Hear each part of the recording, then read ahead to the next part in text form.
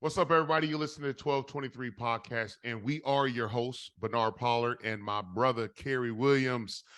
Kerry, brother. Brother.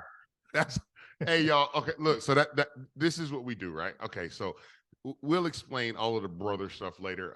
But hey, this is our very first podcast. We are super excited to be able to come to you guys and to be able to just talk ball, talk faith, talk family, and of course, it's faith, family, football.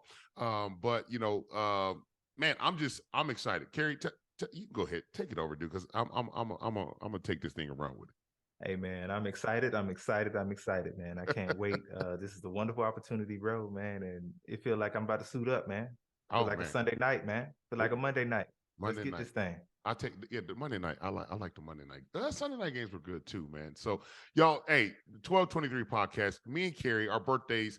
We were, of course, teammates in Baltimore. We were teammates in 2011, and we gravitated towards each other, connected, bonded, and found out our birthdays were on the same day, same year, 1223. I think I'm a couple minutes older than them, so I'm definitely the big brother. But that's why we're going with this thing. But hey, once again, we appreciate you tuning in. This is going to be a lot of fun. We're doing this thing for a long time. We got a lot to say. And look, welcome, because Welcome. we're gonna spit it, and we're gonna tell you the truth. We're gonna tell you our opinions. We've been there, we've done it, and come along for the ride. Kerry, all right. So how we do all the time, we talk, we talk, we talk, we talk.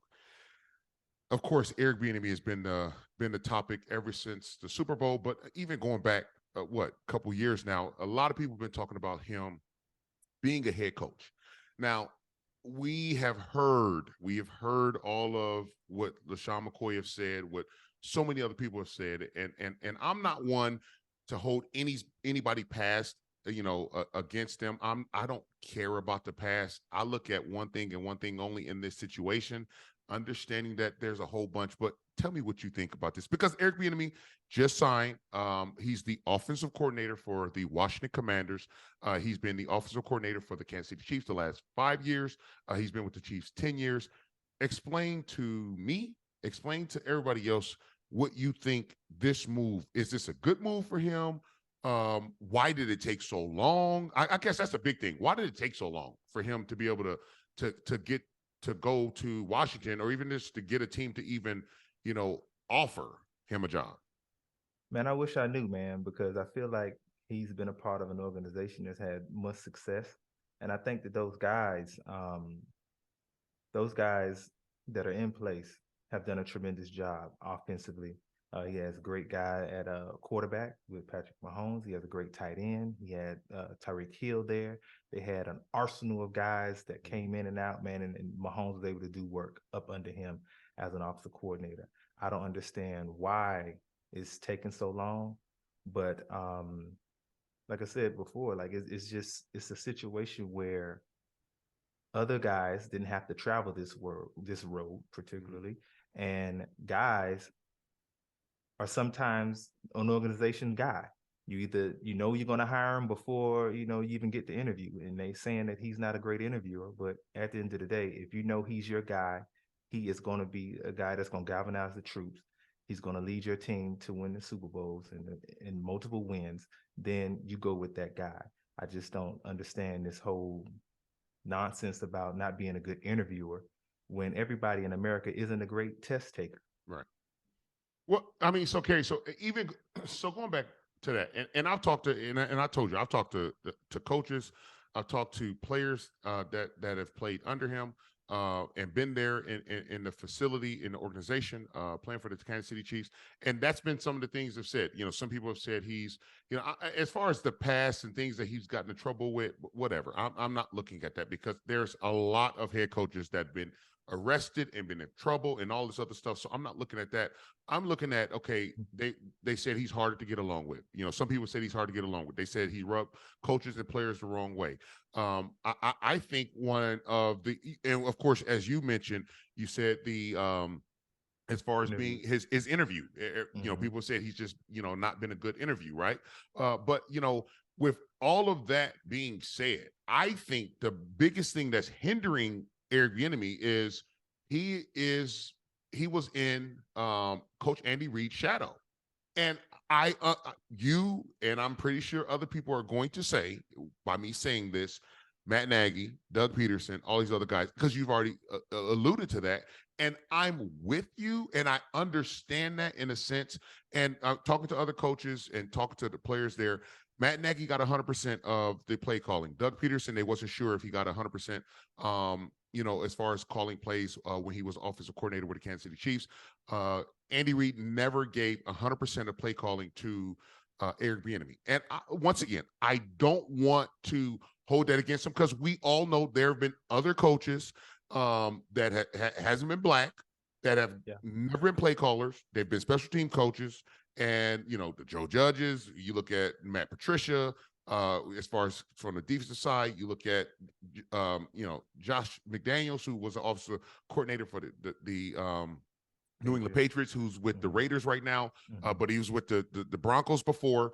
These guys have gotten opportunities. Now, like, once again, I look at it and I'm like, okay, Eric Bieniemy is in Andy Reid's shadow.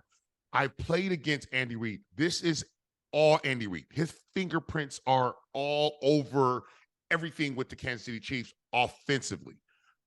I think that's one of the hindrances when it comes to hiring Eric Bieniemy. That's just me. Am I wrong? I don't think you're wrong at all. I think I'll say this. When the chips were down and needed a play to get called, Bieniemy dialed it up. Period. You know what I mean? He got those 2 touchdowns in the Super Bowl that gave him their win, man, that lifted the team. Man, and I think that's the most important thing. What have you done for me lately? This is what the league is about. Yeah. And what has he done for me lately? He's won a Super Bowl. He's won multiple AFC championships. This guy's a proven winner, and he can galvanize guys. He can get guys in the locker room to rally around him and to believe in the system, man. And he got the confidence from the quarterback. Okay, so what are you going to say as far as the whole knock on he rubbed players the wrong way, he rubbed coaches the wrong way? I'm going to say this, man. Every coach is not going to be liked. It's some guys that you and I play for that we don't necessarily like them. I don't like John Harbaugh. Okay. That's neither here nor there. We'll get to that in a whole segment, bro. Yeah. But I just think this. I think that that coaches have the ability to hold players accountable, right?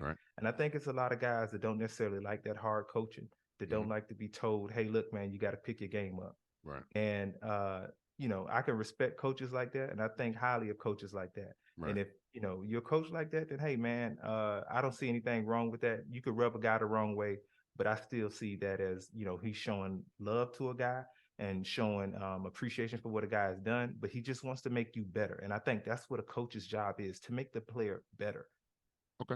Okay. So with all of that, everything that happened in Kansas City, a lot of people have talked about the lateral move, right? So he's out of Kansas City. 10 years with the Kansas City Chiefs, 5 as the OC.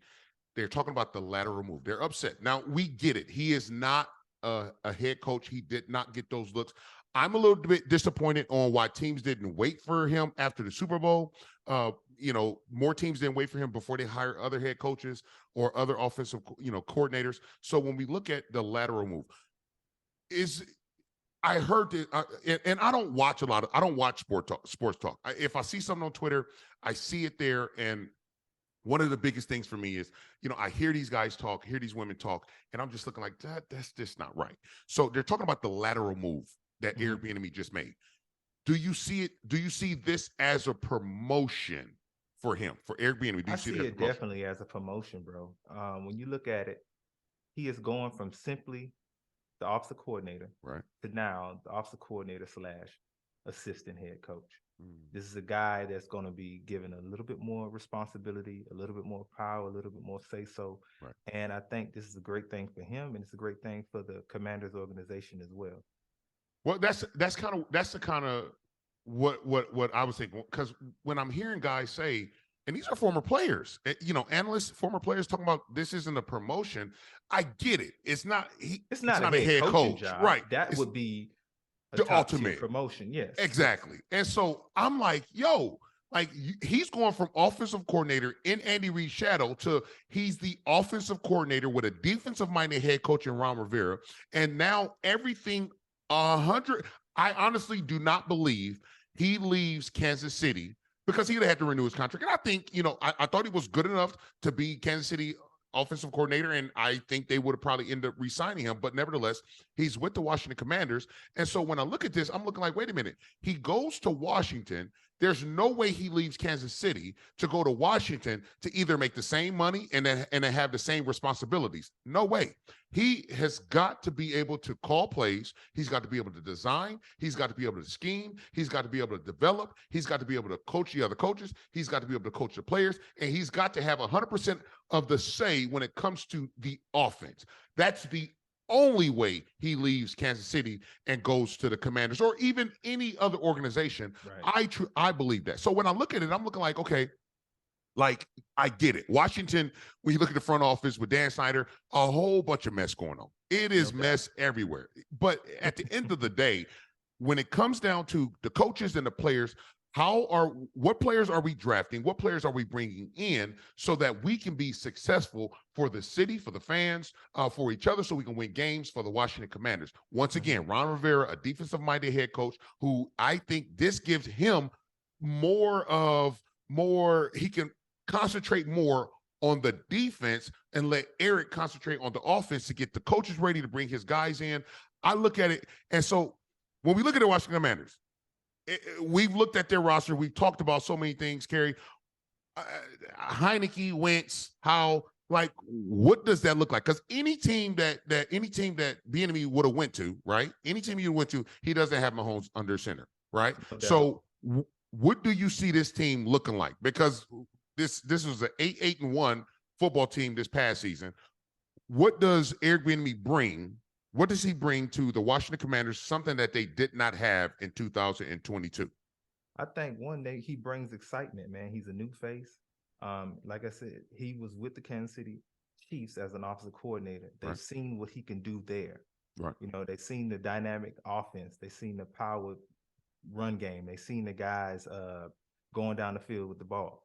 So I think that's what you can see, man. You can see motion, guys in motion. You can see guys throwing the ball down the field.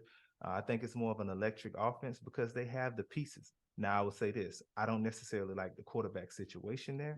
I think that's something that they can improve on. Right. And that will be the telltale sign whether Bieniemy is going to have success in his first year and maybe for the long term as well. Well, I look at it, and so I'm to the point, Kerry, where I look at this situation and where Eric Bieniemy took this job. He took the job, and I'm like, okay, they got pieces. I was with Carson Wentz. Carson Wentz, 276 attempts, 172 completions. He has 1755 as far as yards, 11 touchdowns, 9 interceptions. Now, I like Carson Wentz. I do. I really like Carson Wentz. Heineke stepped in. He did some things, but I just look at this and outside of the quarterback, I don't know if Howe is the answer. He's young. Yeah. He's a guy where he's young. Where he's a guy where with Eric coming in, he can potentially kind of put his stamp on him and kind of get him recalibrated and understanding. Okay, this is what I want you to do. Forget everything that you learned last year, and he only has a year under him.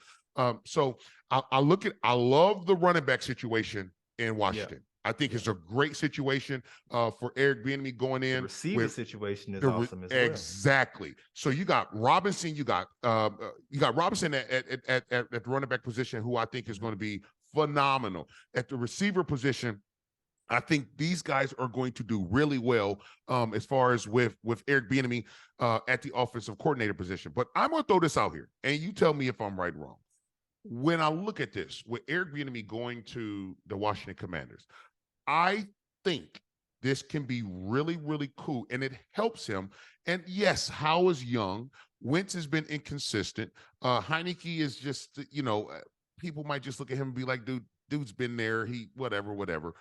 I think with the Baltimore Ravens, I truly believe this, without signing Lamar Jackson, I believe that this can be a destination for Lamar to go to Washington and be with Eric Bieniemy, because if, like you say, he's electric. He's been under Andy Reid, so he has all kind of explosive plays. He can the strategy that he can come with as far as the game plan and how he wants to attack teams. A big offensive line, big receivers, explosive receivers, a running game. I think this makes sense. I really do. I understand how I was young. I understand whatever. They can get rid of Wentz. I think you go all in. You know, you can find some capital to give up. I think you go all in with Lamar, because this is Eric Bieniemy's first year. He's got to make a splash. Lamar has proven he can win in the regular season. So the excitement that this brings. I think that staff has to make a splash. Right. I mean, so the entire staff has to do something. Right. So I believe that there will be some changes. So with the changes, of course, you bring in a player like Lamar with Eric Bieniemy. Whether or not I like Lamar as a passer or whatever it may be, I think he's exciting. I think he brings a different look to this team. I think he's a special player. I think he's a really good athlete. He's a special player. And I think this makes sense. I really do. And it can be, people can call me crazy. They can say whatever they want to say about me.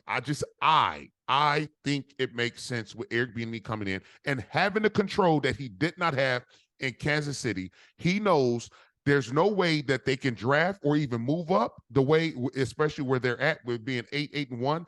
I don't think they can move up to be able to get one of the top quarterbacks in a draft. If they do, that'd be, they got to give up a lot of collateral. They have to reach for one guy. They might have to reach, but I don't know if anybody will be available as far as quarterback wise in the draft. I think Lamar makes perfect sense to trade for him. But as a Raven fan, I don't like that. I don't like the sound of that. I don't like that. But I understand it's a possibility, man. It's a business, man. And, hey. I feel like with Baltimore, I think Lamar means too much to the city. He means too much to the organization. He means too much to that locker room and the continuity within it. Everybody has his back, man. Everybody wants him to be paid. Everybody believes that, man. At least that's what you hear in the media, right? Right. Those guys love Lamar, man. If Lamar goes on to Washington, man, shame on you, Baltimore. He going down the highway. That guy go, man. Hey. Shame on you, man. All right. So answer me this. Answer me this. The Baltimore Ravens, is the future brighter with or without Lamar? I think the future is brighter, man, because I think Lamar is so dynamic. Lamar with or without is so electric that without him, they don't have much success. It's been proven season after season when he's gone down. Their second string quarterback has not been able to get them over the hump. But it's Lamar's offense, Kerry. What do you mean Lamar's offense? It's Lamar's offense. Like, bro, I mean, look at when we played. I mean, does Huntley not resemble some of the characteristics that Lamar has? But he's not Lamar. But he's not. Lamar is a once-in-a-lifetime talent, brother. You don't see many Michael Vicks just running into the league either, do you? Right, but you don't see any backup quarterbacks just stepping into if the starting quarterback go down, you don't see them stepping up and just being dominant. Like, it's not his offense. Until they cater their offense to Huntley, he's going to look average trying to do what a superstar athlete is doing at the quarterback position for the Baltimore Ravens. Foles did it. Nick Foles did it. Oh, my God. Hey, I'm just saying, Nick Foles did it. Did he not? The guy went down. Wentz went down, and he took a team to the Super Bowl and won the Super Bowl, man, against one of the greatest quarterbacks of all time, if not the greatest, right? I'm just saying, it happened. It happened. They had a solid backup guy. I don't think Huntley is the solid backup guy to that degree. I don't think who's a solid backup quarterback. Jacoby Brissett is a solid backup quarterback. He's proven that this year. He had to me a legitimate year. That's fair. That's fair. You can find guys. It's just the fact that but you name 1 out of 32. That's the one that comes to the top of my head. And then I think it's 2. I think Huntley is a solid backup outside of this offense. Okay. And is he going to lead your team to the Super Bowl, to the promised land? Is I mean, Lamar? I mean, so okay. I don't think so. I don't think so. I think that, you know, with the years that Lamar has gone down and Huntley has shown himself, yes, he's improved. Yes, he's a solid backup quarterback, but I just don't think that he has what it takes to lead the Baltimore Ravens when the chips are down in the playoff situation. He won't make those key mistakes like he did in Cincinnati. Okay, so you're saying the future is brighter with Lamar. I'm saying, and I this is not hate. I don't think the future is brighter with Lamar. I mean, we can win games all we want to, because all we're essentially, if he's one of the greatest winners 45-16 in the history that is 45 of the National Football League. 45-16. I get it, right? I understand winning in the regular season. I mean, I understand the last 2 years, as I said from the get-go, from the beginning, I do not think his style of play is sustainable. So when we look at all what he's done in the first couple years of his career, like I tell people all the time, and you know, and we've talked about this multiple times, all of that running Lamar is doing, all of that evading and everything else, all of that costs something. Play calling, get guys in positions of wide receiver. That's quality guys. Those guys right now are respectable NFL players at best at the wide receiver position, bro. You don't have one dynamic guy. You had one guy and he threw for the most yards he could in that season, right? And that was Hollywood. You had Hollywood, but Hollywood wasn't a true number one, right? Well, I get it. He's not a true number one. Yes, you get this guy a true number one. It exposes Lamar. No, it doesn't. Why do you think his number one is a big body tight end? I think that the number one needs to be a bigger body receiver. You have to go get a guy that doesn't mind climbing a ladder, that's not afraid to go over the middle and catch the ball high. Lamar tends to sell some of his balls. Correct. If that's the case, stop getting these 5'9" guys, 5'10" guys that's super speedy, which is awesome, but they're not going across the middle. Correct. They're not catching jump balls with, you know, they're not catching those contested 50-50 balls. Right. You need to get a guy that can do that. And once they get a guy that can do that, I guarantee you Lamar will take off. I refuse. Look, Terry, who are you going to replace him with then? Who do you have in mind? Before I answer that, I went back and I watched where Lamar took over, and I get it. I understand he was young. I get it. I understand. When they tried to be in a pro-style offense, there was no mouth guard over his lips. He had a mouthpiece in, and they were trying to figure out, you know, and I thought it was the ugliest football. It was 2018. I said he was young. He was young. So now, rookie year. Okay. So Greg Roman comes in. He completely changes the offense. That was Joe Flacco's offense. Right. So you agree with what I'm saying? Oh my gosh. Okay. No, I'm just playing a little devil's advocate right here, bro. Oh my gosh. Okay, I get it, right? I get it. When we look at this, he was supposed to make checks.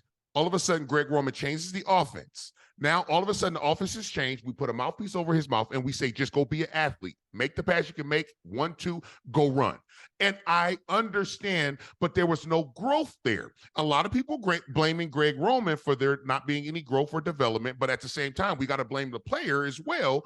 But when it's all said and done, you know, with the type of offense that that ran in Baltimore, multiple running backs, you know, smaller receivers that are going to be more of your hitches, may run a slant every now and again, but it's always a fade or a post. Does that even scare a defense? Run a hitch? Not at all. Keeping the ball in front of me, does that even scare a defensive back? Not at all. I'll let you catch the ball in front of me all day, long as it don't get behind me. So if you got guys that's 5'9" that ain't gonna run by me with the offensive plan, I'm not scared as a defense. Right. But I'm gonna tell you what I am scared of. I am scared to death of what Lamar's ability can do, man. He can run the football, he could throw the football, and he could extend plays. He can extend drives. That costs something. That costs something, Kerry. That costs something. He can't keep running his ball like that. I agree with that. That's why you go get him a guy. You go get him a number one guy, and then that changes the dynamics of the offense. That changes how his outlook and how So, he Kerry, responds. okay, so if we look at the future, and what I'm saying is the future is not bright with Lamar, because if So the who do you future, replace him with, though, BP? Kerry, we got to replace him with somebody that can throw the ball. Obviously, we bring in, we hire, what was it, Todd Monken. We hired, they hired Todd Monken. So he's going to completely change this thing. And I'm looking at this thing, number one, I'm saying if Lamar was who I've negotiated with, Ozzie, with and DeCosta, he's been in the room. I know how they think, and this is exactly the same thing I was saying before the starters. They're going to look out for the organization. Exactly. Right? They're going to look out for themselves. So the language, they want something that's fair for them as well, too. But they don't want to handicap themselves either. They don't want to shoot themselves in the foot and mess around and be stuck with a guy that doesn't necessarily come through. Like I don't think any organization would want to do that. At the end of the day, I'm going to attack this, and then I'm going to come back to something else. Okay. When I was, and you and I told you about this, and this is one of my, and I was fine with taking less money staying in Baltimore, right? Ozzie told me, Ozzie was just like, Bernard, I can't pay you top safety money. I can't pay you top safety money. He's like, you deserve it. He was like, but I can't pay you top safety money because I'm afraid you're going to hurt yourself hitting somebody. And I'm like, Ozzie, I've never hurt myself hitting somebody. Like, I'm fine. But I took less money. You've heard a lot of people. Right. I've heard a lot of people, but I took less money. And it's more to that conversation. But I know how these negotiations, I don't know the detail as far as the number figures and everything else, but I guarantee you the verbiage and everything else in that contract with Lamar is Baltimore friendly. It's Baltimore friendly. Why wouldn't it be? It's an organization, baby. We got to we got to look out for ourselves, man. Exactly. We got to make sure that we don't get shot in the foot. So what I'm saying is, what are they scared of? In good standing. So if they're scared of something, they should have paid them years ago, and they should have paid them done. They should have paid them before the season started. They should have paid them years ago. Before the season started. Maybe 2 years ago, they should have paid them. And I say a year. At the earliest 2 years ago, and then we. How, Kerry? I don't see paying him 2 years ago. He won the MVP. He wouldn't have required $250 million guaranteed. That's my issue. Kerry. At the end of the day, Lamar is exceptional. Exactly. His style of play cost his body. He's not the biggest guy. Yes, he's elusive, but the athleticism is going to leave him. How is his arm going to beat defenses? He has the arm. He has the arm strength to throw down the field. Well, of course, any quarterback can throw the ball down a football field. Not every quarterback. Stop it, Kerry. Some guys don't have big arms, bro. He has a big arm. Every quarterback can throw a fade or a post or a seam. Okay, but we talking about deep balls. We talking about outside of 20 plus yards. Kerry. All I'm saying is, when it's all said and done, Lamar Jackson I think he's an outstanding athlete. I do not think he can take your team. He literally runs himself down all season long. He has nothing else left. Yes, there's nobody else there but him. It's designed to run him. It's designed for him to hold on to the football, have the football, do his Lamar thing, and play backyard football. Yes, and that is taxing on the body. And I hope that what Monken can do is come in, get this guy settled, help him see the field a little bit better, put him in positions where he can get the ball out of his hands quickly, so he can build his confidence up. And then I would love for him to throw the ball downfield the way I've seen him throw the ball downfield. Okay. And if they had a number one guy that's over 6'2", that could run routes, and not afraid to go across the middle, like I said, man, you got something that's dynamic there, man. So I think we both agree the offense is obviously going to change with Greg Roman being gone. Monken is there. Yes, it will. The offense has changed. If Lamar has to, if he's not under contract right now, so we got to assume, obviously they're going to hit him with the highest tag they can. They're not just going to let him walk. So if he leaves, they got to get as much capital as they can for him. If they sign him, all of a sudden, the longer it takes to sign Lamar, the less he's going to know about that playbook that Monken is coming in. And that's where I fear. And I think they're looking at the same thing. I don't agree with that. I think the guy comes in, man, I was just there in May. The guy didn't have to be there. I think he's a different type of So guy. you think he in the building without a contract right now? Bro, he was in the building without a contract. He didn't have to play that season. He came in and Perry, you're going to at the tell me end. you think Lamar right now in the building learning Monken's offense without a contract? I think they're giving him. I think Monken is sending him stuff so that he could look at. Come on, Kerry. Without a How? question. Kerry, how? What if they trade him? What if he's not there? Yeah, Then now all of a sudden they're not gonna give him everything. They're giving him Kerry, some things. I'm not giving you a sprinkle of what I got. You ain't about to take that somewhere else and give away my information. If you franchise tag a guy, but they haven't done it yet. Right. He's got to sign it, Kerry. Yeah. He got to sign it. Hey, I was there when I saw that brother step on the field. He didn't have to be on the field. He practiced. He shouldn't have been on the field at all. He should have stayed in the training room. And I trolled that sucker. If it was me, I would not have done that. And as a player, I did not expect that. But I'm going to tell you this, I respect it. And a lot of those guys in the locker room respect that. A lot of people in the organization respect it. That's why they're holding on to the guy. They know freak out of here. They don't respect that. They took advantage of that. I'm gonna say this. And I tried to let him know. I don't think that he comes back and practices. I don't think that at all. Right. So I don't think he's going to practice at all. Okay. Because he got hurt. He got hurt while he was under the tag, and it didn't benefit him. So I think now is his time to be selfish, and he deserves to be selfish because the organization basically didn't do right by him. Look, I may not agree with his style of play. Yeah. As I've told people, he is dynamic. He is phenomenal. He is athletic, and he is a superstar. I truly believe that.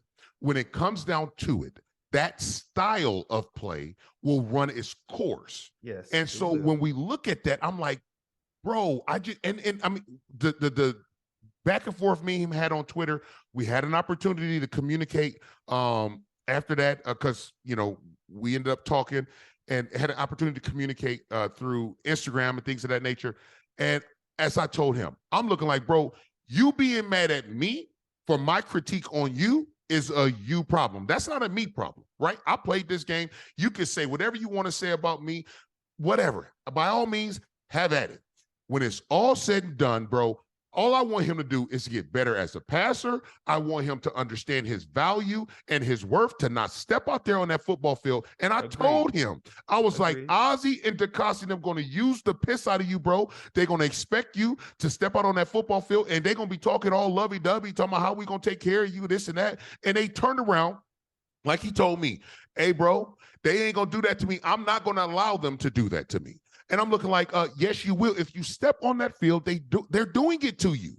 And he stepped on the field. I don't care how nice, I don't care how whatever it may be. When it's all said and done, it blew up in his face, and they did not honor anything that they said they was going to honor. So now when we look at it, now it's to the point where we're in a battle with, okay, I want this amount of money, and I think he deserves everything in the kitchen sink because he is the Ravens. No doubt. He's the Ravens. That's what I was saying. So the future is bright with him.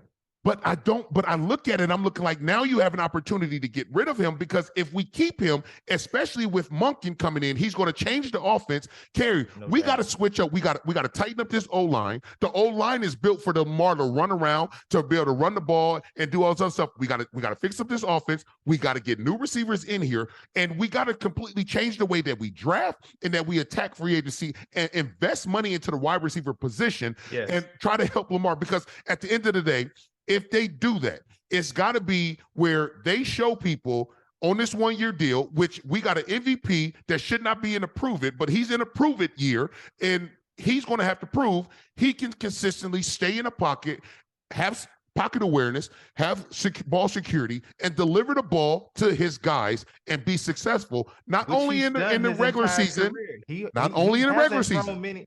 Okay, he hasn't thrown many interceptions, bro.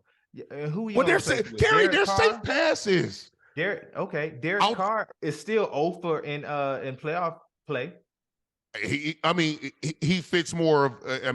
We don't know what type of offense Monkey gonna bring in, but I guarantee you, Derek Carr fits it better than Lamar. Okay, and that may be here. That may be true. That may not be true. We don't necessarily know that. We don't know that. But Right. I would say that with Derek Carr's he's still 0-1 in the playoffs, whether he had prolific receivers or not, and he throws for 5,000, 4,000 yards, during the regular season, he still has not been able to get his team over the hump. He still has not been able to be a carrier of the Raiders organization at all. So you're gonna tell me that, hey, I let me go agree ahead with some on of it. what you mean? I agree with some of what you're saying. I Josh mean, yeah, McDaniels sucked. this is before Josh McDaniels was Right. there. But that's They where I weren't in the agree. playoffs last year. But that's where I agree with some of what you're saying. Like I get it. Like I get it. But at the end You're of the gonna day, bring in a Lamar you're is gonna bring in one. just a guy, and that's gonna bring in who? Who's gonna go and want to be a part of the offense with Derek Carr? I mean, you got some offensive players that's going to, I mean, look, if they change their philosophy, change the way that they attack free agency, and then they need to fire every scout that even scouts and look at Come receivers on, man. Every scout that looks at receivers, for the then Ravens. Yes. Duvernay wouldn't be there, and I he's mean, an electric special teams guy. that's where we at, Kerry. Like he's not going to like. Come on, man. If he ain't catching a He's deep a ball dual like he guy. was, Yeah, yeah. I like think him. I like Duvernay. Yes, they should get him involved with the way Kansas City used to get Tyreek Hill involved with the offense. Get him in motions, get him handoffs, get him tunnel screens, Right. get him those little, those what are those switch routes and things like that. Yeah, yeah. You know what I mean? Get him more involved, man. I think he has some upside. And I think also they have another guy. I can't remember his name right now. I know he just changed his number. He was hurt all last season. Oh yeah, he was a rookie, wasn't he? Or young, he the young boy, something like that. Yeah, he young cat. Yeah.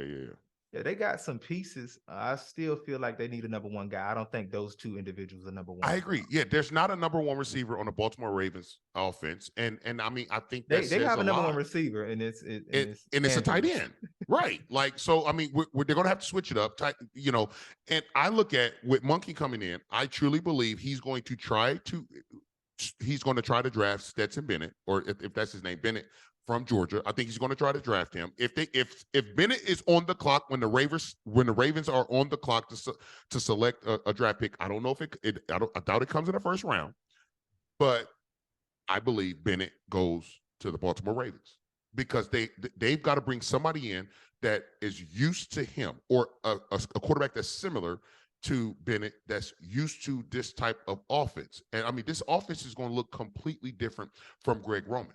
And so you're going to bring in a rookie. But I'm not saying Stetson Bennett's going to come in to start. What I'm saying is he's going to come in to actually know and understand. But you saying that Lamar should be going as well too. So you saying but if Lamar goes with Lamar gone. If they draft the quarterback obviously is. I don't think they draft the quarterback to come to step in and play. And if they do, look, they got a championship defense. The way things are set up, they still got to make they still got to get some pieces defensively. I think they need to get another corner. I think they need to get a couple more pass rusher, a couple more linebackers, and D linemen.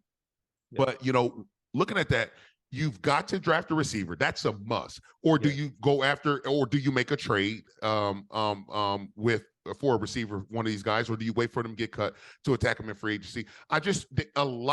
There's a lot that they have to do. And then let me tell you this. So with Lamar, you got a little bit more leeway in that regard. If you go and trade some pieces to get a big guy, a big name guy, you can go get a wide receiver then. You know what I'm saying? Right. But if you got a rookie quarterback and Lamar is gone, how many people are going to come and think that Baltimore is attractive, man? First of all, Monken is not a proven offensive coordinator in that division. Right, but they win, Kerry. I mean, he was. Yeah, they win, but you asking. Kerry, he was in Cleveland. He was in Cleveland. Okay, Monken was in Cleveland. Yes. Was he successful? I mean, he was in Cleveland. Yeah. Okay, that's my point. So what I'm saying is that, you got a division that's so tough, man, to play in right now. Joe Burrow is running that division right now. And Pittsburgh. I think Watson's gonna run it next year, but my bad. No, I mean to cut you off. Okay, that's fine. And at the end of the day, Pittsburgh is always there. Yeah. And so is Cleveland. They are always there. They're coming. You know what I mean? By far the toughest division in football. No doubt. Yeah. It's no days off, no weeks off in that Yep, division. I agree. And you're gonna put a rookie in that situation, in that scenario, and then you're gonna say, "Hey, Pittsburgh look, did it. did Pittsburgh They did didn't. Pittsburgh make the playoffs this They year?" didn't. They didn't. Okay, They didn't. they had a winning season, but they didn't make the playoffs. Right. Yes, you're gonna have those rookie issues, man. What receiver's gonna come in there with that? They'll get somebody. If they make a trade, he's got to come. If they make a trade, he's got to come. I think that's the route that they got to go. Baltimore's got to make a trade to make a guy be there and then buy into, we're going to force feed you the ball. We're going to force feed you like we've been force feeding Andrews and everything else. Do you go get a guy, Keenan Allen? Potentially, you could. Okay. I mean, like Keenan Allen. Right. I mean, you could. Outrunning ability, sheer hands, tall guy that could go up and get the ball. Exactly. He's a little long in age, but at the end of the day, I still think they got to get a couple pieces. Capable. Oh yeah, they definitely. Yeah, they got to get a couple pieces. But hey, y'all heard us debate. This is how it is, and I don't necessarily agree with Kerry, and he probably don't agree with me, and it's okay. It's okay. Respect there and it's love there always. Always, baby.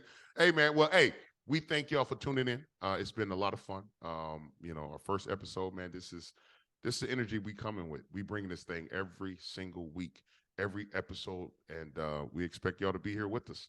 Kerry, bro, I love you, dog. I love you, man. I love you too, man. I wouldn't be able to do this without you, man. I thank you. All day. Hey, y'all take it easy. Peace.